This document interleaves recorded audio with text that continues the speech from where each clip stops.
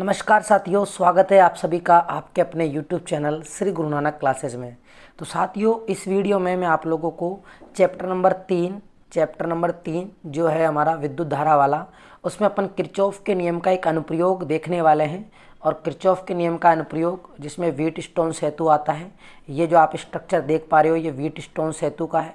तो व्हीटस्टोन सेतु से संबंधित एक न्यूमेरिकल है जो नई बुक 2024 की है, उसका जो एग्जाम्पल है यानी अभ्यास प्रश्न है वो 3.7 है।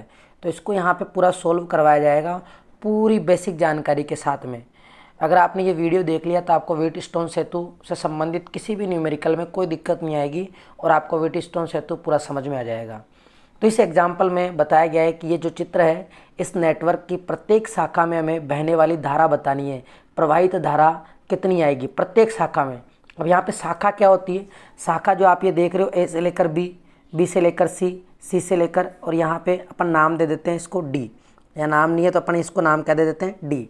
तो ये शाखा है, ए से लेकर बी ये शाखा है, बी से लेकर सी ये शाखा है, सी से लेकर डी और बी से लेकर डी, ये सभी क्या हैं, शाखाएँ हैं।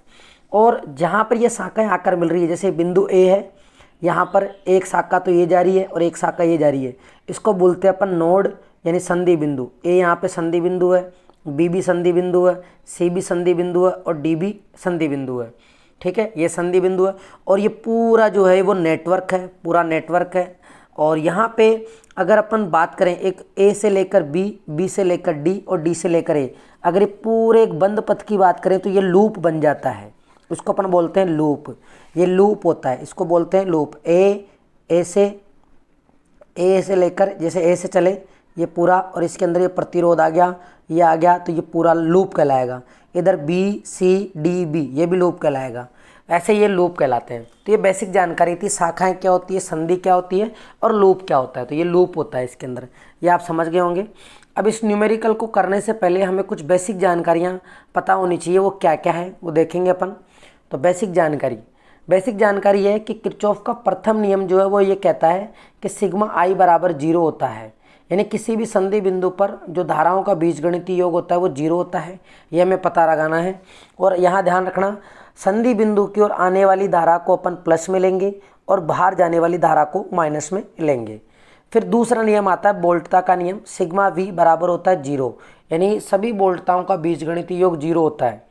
तो बोल्टताओं में एक लूप बंद पथ, ये जो है बंद पथ के लिए काम आता है, बंद पथ के लिए, और बंद पथ के अंदर प्रतिरोध और सेल सभी आते हैं। तो यहाँ पे अपने को चिन्ह परिपाटी देखनी होती है। अगर अपन धारा प्रतिरोध जुड़ा हुआ है, प्रतिरोध में धारा बह रही है, और अगर अपन जिधर धारा बह रही है उसी दिशा में अगर आगे बढ़ रहे हैं तो बोल्टता को प्लस लेना है, और अगर उसके विपरीत दिशा में जा रहे हैं तो बोल्टता को माइनस में लेना है। अगर सेल जुड़ा हुआ है तो सेल का अगर अपन धन टर्मिनल से ऋण टर्मिनल जा रहे हैं तो अपने को विद्युत वाहक बल प्लस लेना है, और अगर अपोजिट जा रहे हैं तो अपने को माइनस लेना है। यहाँ पर एक बात ध्यान रखना, अगर आप सिग्मा वी बराबर 0 ले रहे हो तो सेल में आप चल रहे हो तो सबसे पहले जो टर्मिनल आता है यानी धनात्मक, तो विद्युत वाहक बल धनात्मक, और अगर अपोजिट चलते हो तो पहले कौन सा टर्मिनल आता है, ऋणात्मक, तो इसका विद्युत वाहक बल क्या हो जाएगा, ऋणात्मक। ये बेसिक जानकारी हमें पता होनी चाहिए और ये हमने जान ली है। इसके बाद देखिए अपने को यहाँ पर ये देखना होता है कि इस सेतु के अंदर ये पूरा जो स्ट्रक्चर है व्हीटस्टोन सेतु का है, क्या ये व्हीटस्टोन सेतु संतुलन अवस्था में है, संतुलन अवस्था में है या नहीं, हमें ये पता लगाना है। तो मैं आपको चित्र दिखाता हूँ। वैसे संतुलन अवस्था जो होती है वो होती है P/Q बराबर R/S, यानी व्हीटस्टोन सेतु की चारों भुजाओं पे लगे हुए प्रतिरोधों का अनुपात बराबर आता है। क्या बराबर आ रहा है क्या, देखते हैं। देखिए अपन चित्र से, चित्र में अपन ने देखा तो ये है P और ये है Q और ये है R और ये है R, ये P हो गया, ये Q हो गया, ये R हो गया और ये S हो गया। तो अपन P में Q का भाग लगाते हैं, P में Q का भाग लगाया तो P कितना है 10, इसको अपन यहाँ पे लिख देते हैं 10, और Q कितना है 5 बराबर, R कितना है 5 और S कितना है 10। तो अगर अपन भाग लगाते 5 एकम 5 5 दूनी 10, यहाँ पे 5 एकम 5 5 दूनी 10, तो ये तो 2 बराबर 1/2 आ रहा है, जो कि बराबर नहीं है। इसका मतलब ये जो व्हीटस्टोन सेतु है ये संतुलन अवस्था में नहीं है। P/Q not equal to R/S। अगर ये संतुलन अवस्था में नहीं है तो जो बीच वाली विकर्ण वाली जो भुजा होती है, यानी इस व्हीटस्टोन सेतु में जो ये वाली जो भुजा है विकर्ण वाली, यहाँ पर गैल्वेनोमीटर जुड़ता है, इसलिए अपन इसे गैल्वेनोमीटर भुजा भी बोलते हैं। और गैल्वेनोमीटर भुजा में से जाने वाली विद्युत धारा को अपन IG बोलते हैं। क्या बोलते हैं? IG। तो IG भी नॉट इक्वल टू 0 होगा। अब नॉट इक्वल टू 0 होगा तो इसका कोई ना कोई मान आएगा, तो अपने को वो ज्ञात करना होगा। यहाँ तक अपन समझ गए वे संतुलन अवस्था में नहीं है तो IG का मान भी 0 नहीं होगा। संतुलन अवस्था में कैसे पता लगाते हैं ये भी आप लोगों को मैंने बता दिया है। अब देखिए आगे, अब अपने को भाई इस पूरे परिपथ में कितने लूप चाहिए होंगे समीकरण बनाने के लिए, क्योंकि धारा का मान ज्ञात करने के लिए अपने को समीकरण बनाने होंगे और समीकरण के लिए हमें किरचॉफ का नियम लगाना होगा और किरचॉफ के नियम के लिए अपने को लूप की आवश्यकता पड़ेगी।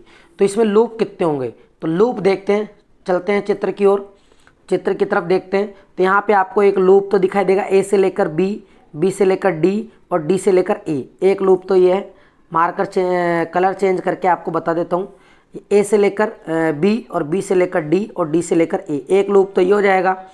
और दूसरा लूप यहाँ पे देखेंगे अपन, दूसरा लूप होगा बी से लेकर सी और सी से लेकर डी और डी से लेकर बी। दूसरा लूप ये हो गया।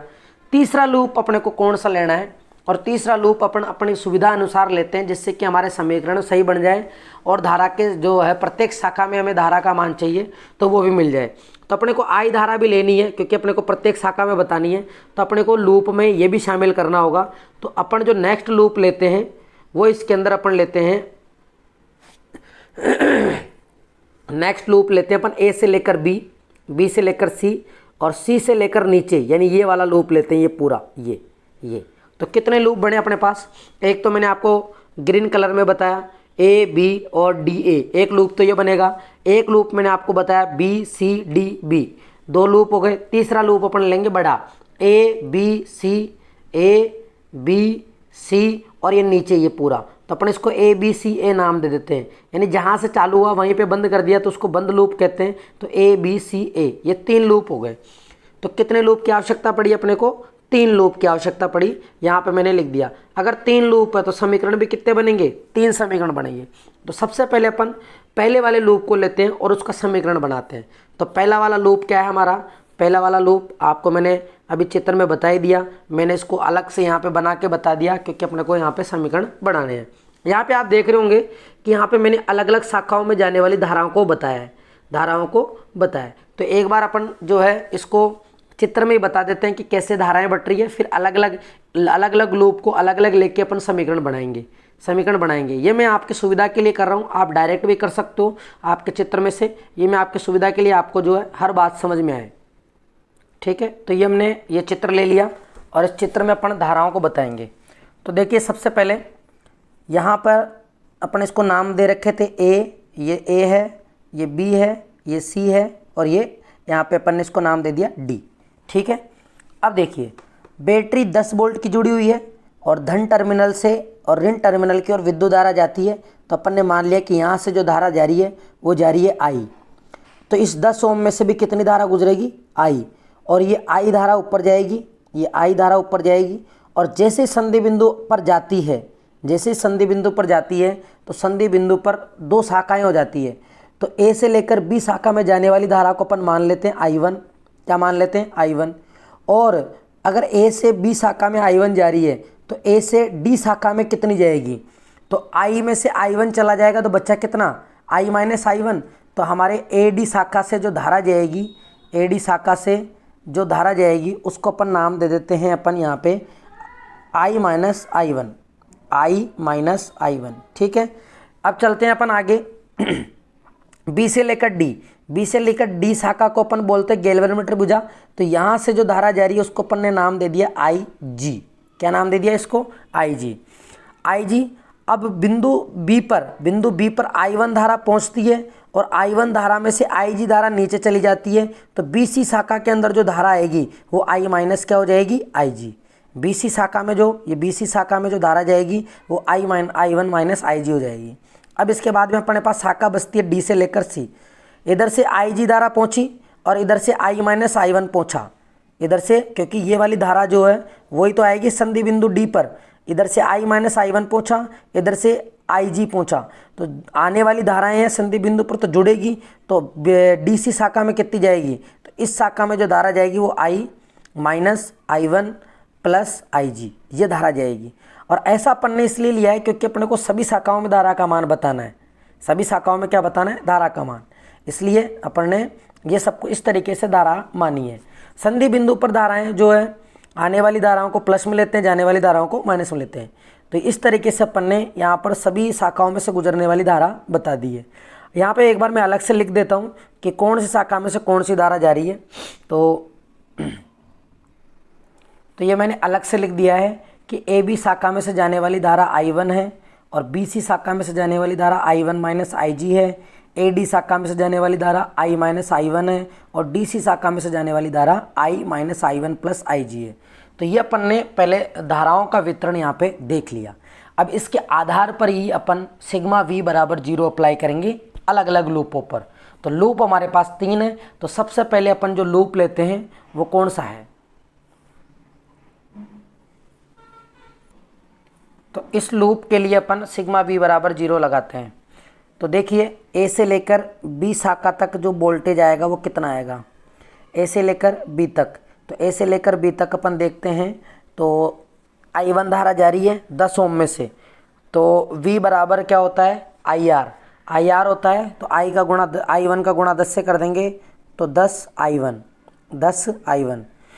धारा की दिशा में आगे बढ़ रहे हैं, अपन चल रहे हैं इस तरीके से। तो धारा की दिशा में आगे बढ़ रहे हैं तो ये प्लस में आएगा। फिर B से लेकर D तक चलते हैं तो धारा की दिशा में आगे बढ़ रहे हैं क्योंकि धारा नीचे जा रही है, हम भी नीचे जा रहे हैं, तो ये भी प्लस में आएगा 5IG। इसके बाद अपन जा रहे हैं D से लेकर A, लेकिन धारा आ रही है नीचे और हम जा रहे हैं ऊपर, तो इसका मतलब विपरीत जा रहे हैं, तो माइनस का निशान आएगा। और धारा कितनी है, I माइनस I1 और प्रतिरोध कितना है 5, तो 5 से गुणा कर देंगे, 5 से गुणा कर देंगे। क्या इस 5 से गुणा कर दिया, सभी बोल्टताओं का योग आ गया और बराबर में 0। ठीक है, अब इस समीकरण को अपन हल कर लेते हैं। ठीक है, तो इसको मैंने हल कर दिया है। देखो क्या हल किया है, इस 5 का गुणा इस ब्रैकेट से कर दिया और बाहर माइनस का था, ब्रैकेट खुलेगा तो माइनस का चिन्ह प्लस में हो जाएगा। 5 का गुणा I से किया 5I, 5 का गुणा I1 से किया 5I1, तो ये माइनस खुला तो ये ब्रैकेट प्लस आ गया। ये आप जान तो कर लोगे इसको, 10I1 plus 5IG minus 5I plus 5I1। तो इसको हल करने पर ये आ जाएगा। ठीक है, ये आप देख लेना, ये स्टेप मैंने लिख दी है। समीकरण नंबर 1 हो गया। अब चलते हैं अपन नेक्स्ट लूप की ओर। तो इसमें अपन वही सिग्मा V बराबर 0 लगाएंगे इस लूप BCDB के लिए। तो B से C की ओर जाएंगे तो धारा के दिशा में आगे बढ़ रहे हैं तो प्लस आएगा। तो क्या आएगा, प्लस आएगा। तो क्या हो जाएगा, ये I1 माइनस IG मल्टीप्लाई में, यहाँ पर प्रतिरोध कितना है, यहाँ पर प्रतिरोध 5, यहाँ 5 है, यहाँ पर 10 है और यहाँ पर 5 है। ठीक है, ये आप चित्र में से देख सकते हो, I1 माइनस IG गुणा में 5। फिर चलते अपन C से लेकर D अपन जा रहे हैं, ऐसे हैं, धारा ऊपर जा रही है तो ये आएगा माइनस में और धारा का मान कितना है, I minus I1 plus IG, ये धारा है। और प्रतिरोध कितना है, 10 है। ठीक है, गुणा कर दिया। फिर अपन लेते हैं शाखा कौन सी, D से लेकर B, क्योंकि अपन चल रहे से तो D से B जाएंगे और धारा नीचे आ रही है, हम ऊपर जा रहे हैं, तो ये माइनस में 5IG हो जाएगा बराबर में 0। अब इसको अपन हल कर लेते हैं। 5 का गुणा इससे करेंगे तो कितना हो जाएगा भाई, 5I1 माइनस 5IG माइनस 10 का गुणा करेंगे 10I, माइनस चिन्ह बाहर है तो जितना भी माइनस हो प्लस हो जाएगा, प्लस माइनस हो जाएगा। 10I plus 10I1 minus 10IG minus 5IG बराबर 0। ठीक है, ये आ गया। अब अपन इसमें से जो कटता है उसको काट लेते हैं। तो देखो क्या क्या कट रहा है इसके अंदर। तो अपन ने कॉमन लेके और ये समीकरण बनाया। अब हमारे पास आया 15I1 minus 10I minus 20IG बराबर 0। 5 कॉमन ले लिया तो ये ब्रैकेट आ गया हमारे पास बराबर 0 और 5 गुणा में भाग में चला जाएगा तो ये समीकरण बनेगा। ठीक है, समीकरण नंबर 2 हो गया।